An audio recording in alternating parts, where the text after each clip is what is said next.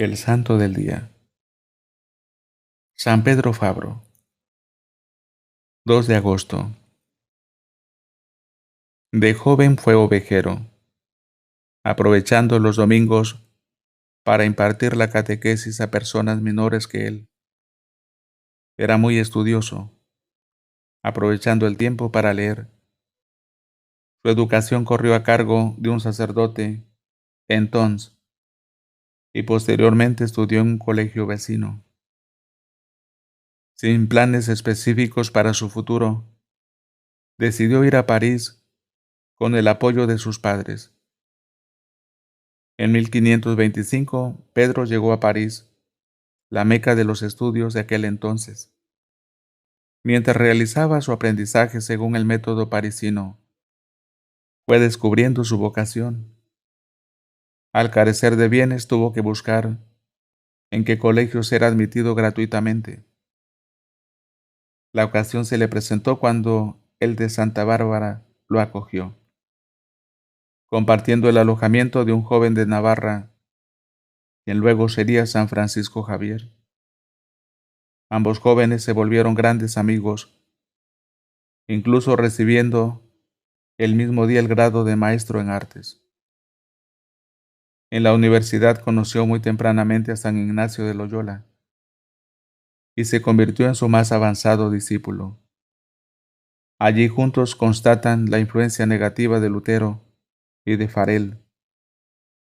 Fue ordenado sacerdote en 1534. Ello hizo posible que en agosto de ese mismo año le tocase al padre Pedro recibir los votos que Ignacio y sus 5 compañeros realizaron en Montmartre, dando origen al grupo del que más adelante nacería formalmente la Sociedad de Jesús. A estos 6 primeros, 3 más se les sumarían luego. Ignacio los convocó a encontrarse todos en Venecia en 1537. Tras algo más de 10 años, Pedro dejó París el 5 de noviembre de 1536. Después de Ignacio, a quienes todos veían como el líder, Pedro Fabro era considerado por los demás como el más eminente del grupo, como quien mejor había asimilado las ideas de San Ignacio. Se hacía estimar de tal manera por sus profundos conocimientos, su gentileza y por la influencia que ejercía sobre las almas. Mantendrá este lugar de aprecio general durante los años, al punto que en 1541, al elegir superior de la naciente compañía, San Francisco Javier y Simón Rodríguez, el fundador en Portugal, pusieron en su voto Ignacio, y si no se pudiese, Pedro Fabro. Del mismo parecer eran los demás, empezando por Diego Lainez, quienes consideraban a Fabro como el más maduro y aventajado discípulo de Ignacio, y pensaban que cuando el momento llegase, lo debería suceder como prepósito general de la naciente orden. Tras ver frustrado el viaje que deseaban realizar a Tierra Santa y radicarse en Roma, Fabro fue enviado a una Alemania dividida para participar en la Dieta de Worms en 1540. De allí fue llamado a la Dieta de Ratisbona en 1541. Fabro ha revelado en sus cartas su impresión negativa sobre las ruinas que el protestantismo había producido en Alemania y por el estado de decadencia del catolicismo, particularmente en el clero. Llegó a la convicción que el remedio no estaba en discusiones, sino más bien en una reforma radical de los fieles, en especial el clero. Con gentileza y suceso trabajó arduamente en Ratisbona, Espira, Maguncia e incluso Colonia.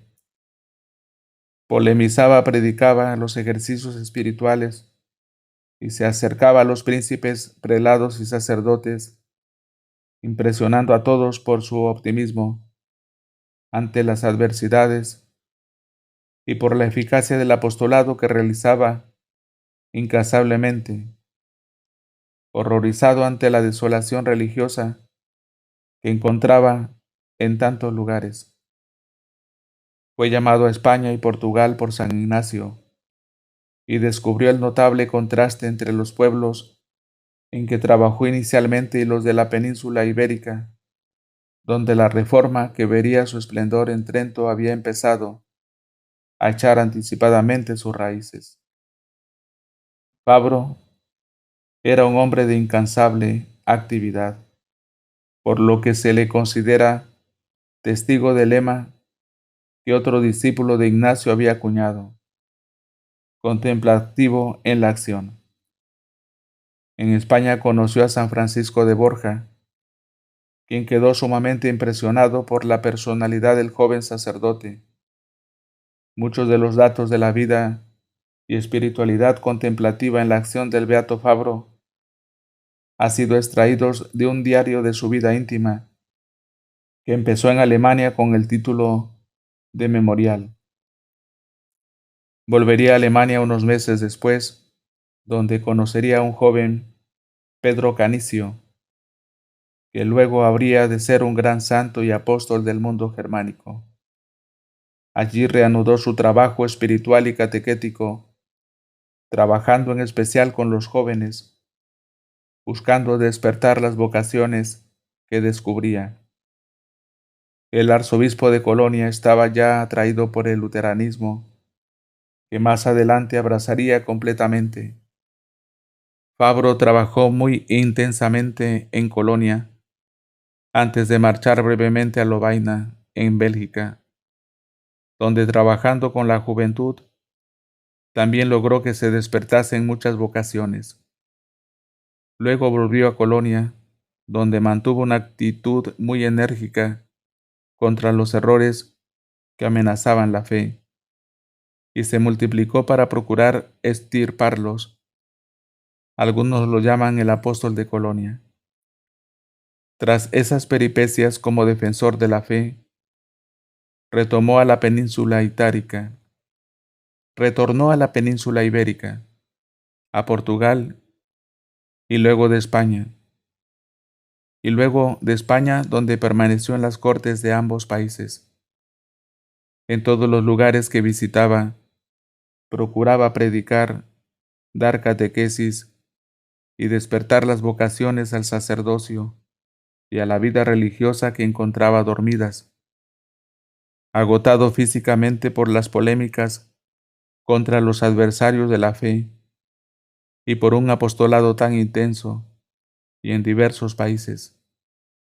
Con la invitación de ir al Concilio de Trento como delegado de la sede apostólica, a los 40 años llegó enfermo de unas fiebres a Roma. El 17 de julio de 1546, para morir cerca de San Ignacio. Muy pronto se empezó a hablar de él como un hombre de gran santidad, y en especial en Saboya, zona de su nacimiento. Se desarrolló un culto que poco a poco se fue extendiendo.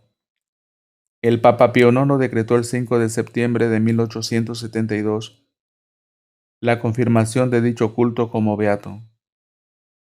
El 17 de diciembre de 2013, el Papa Francisco, con su autoridad de pontífice, inscribió en el libro de los santos al sacerdote jesuita Pedro Fabro. Para que la vida de los santos llegue a más hermanos, dele me gusta, deje un comentario, suscríbase y comparta.